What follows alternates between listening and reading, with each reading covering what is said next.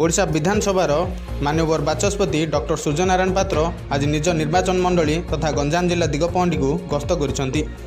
एही गस्तरे पद्मनाभपुर गाँव पहुंची गाँव पाठागर मार्केट कम्प्लेक्स आज उद्घाटन करने पर जीवन बिंदु कार्यक्रम को उद्घाटन करथिले।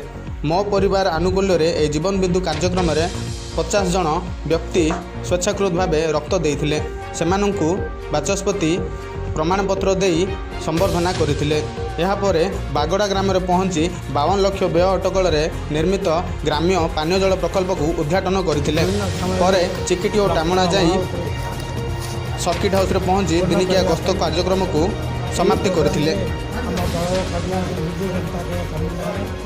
साधारण चाषी मैंने साधारण लोक मैंने अभाव रक्तदान करते रक्त सरकारी स्तर कलेक्शन होती जो मैंने रक्त देते सर्टिफिकेट दिखाते से चाहिए आवश्यक पीरियड से सर्टिफिकेट देखिए से रक्त मिल करोना बोलिक लोक मैंने भयभूत हो जाती रक्तर अभाव हो दृष्टि कार्यक्रम सारा राज्य में बर्तमान आगे